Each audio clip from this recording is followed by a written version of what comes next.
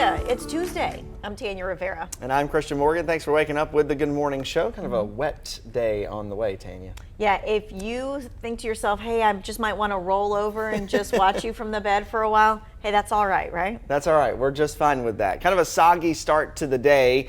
You will need the umbrella and probably some rain boots, too, if you want to stay dry this afternoon. Okay, so speaking of that, we are going to get to the news headlines in just a moment. But when I look at that radar behind you, it's coming. Oh, yeah. It's like that. It's not that we may escape without it. That's not what we're talking about. It's on the way. Okay. It's on the way. And some of it could be quite heavy at times. Really, at any point today, you could get...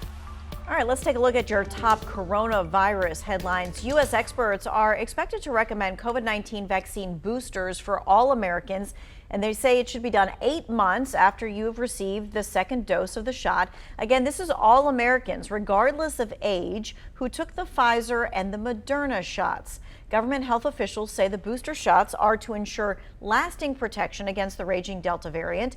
They expect the booster shot doses to roll out as soon as the FDA formally approves the coronavirus vaccines. Now, that action is expected for the Pfizer shot in just the next coming weeks. Right now, about those booster shots, they say there's not enough data on J&J as of yet to lead to a booster, but this is a developing story, so we're going to continue to keep you updated. Now, what about those additional shots approved for people with weakened immune systems? Some people, again, are referring to them as booster shots, but that's not actually what they are. It's a technicality. Dr. P.J. Miller of Wake Forest Baptist Health explains. This technically is not a booster shot. This is technically what the CDC is recommending is an additional vaccination in that series to produce immunity. Well, the CDC director, Rochelle Walensky, endorsed the additional dose of the vaccine for people with compromised immune systems, citing data that suggests that this group of people do not always build the same level of immunity as healthy people. Small studies, she pointed out, also suggest that fully vaccinated immunocompromised people have accounted for a large portion of hospitalized breakthrough cases. We're talking at about 40 to 44%, and Wake Forest Baptist, they agree. The percentage of immunocompromised people is relatively small compared to all the people we have in the United States. However, we do have a very large number of people who are immunocompromised.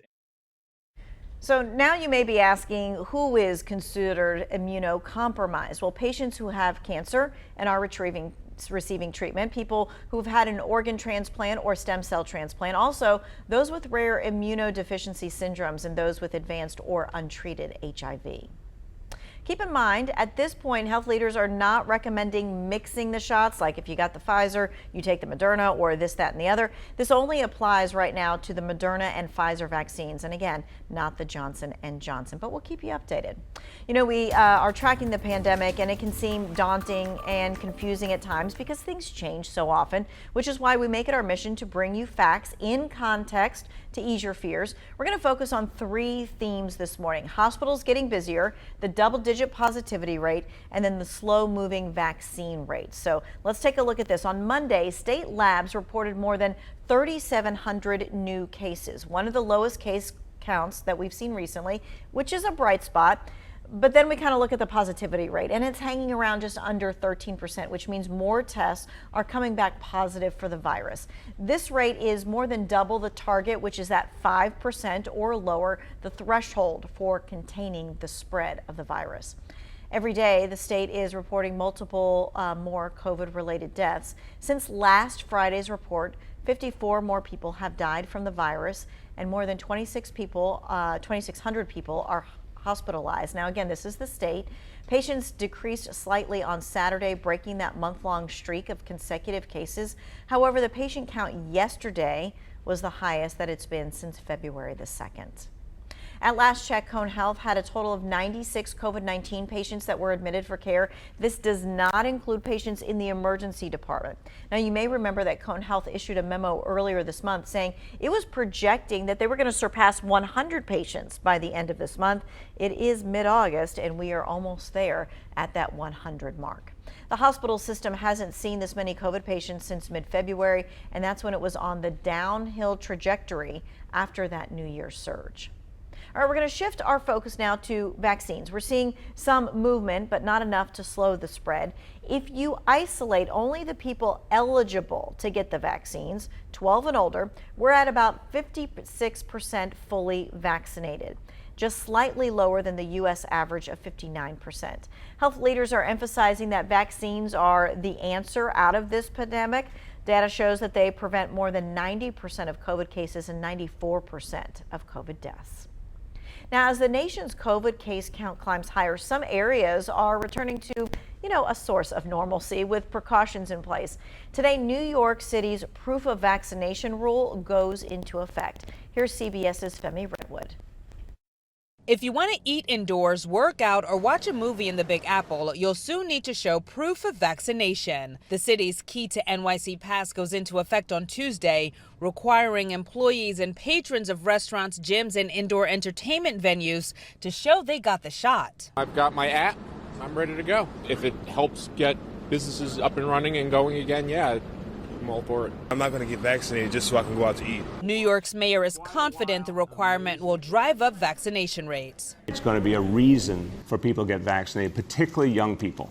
And we know how important that is. Children younger than 12 who are not yet eligible for the COVID vaccine will still be allowed into venues. While the city is urging compliance, the passport rules won't be enforced until next month, giving businesses a chance to get up to speed. Welcome back to school! Hundreds of thousands of children in the Los Angeles area returned to school Monday for the first time in more than a year. I felt happy because I don't like being on Zoom. Mass, periodic testing, and daily health checks are required for everyone in the Los Angeles Unified School District. We are going to keep them safe on campus. Some Texas school districts are battling the governor's ban on mask mandates, and several districts in Georgia have had to send children home after exposures forced many students and teachers to quarantine. Femi Redwood, CBS News, New York. It is 5:09 on this Tuesday morning. Later in your national headlines, President Biden continues to stand by his decision to withdraw U.S. forces from Afghanistan. But he did admit that the quick Taliban takeover did catch the U.S. off guard. Hear why the president says much of the blame lies with Afghan leadership. First, though, we are keeping an eye on the weather here in the Triad as Fred is moving along the East Coast, bringing the possible tornado risk to parts of our areas. All of that and more when the Good Morning Show returns.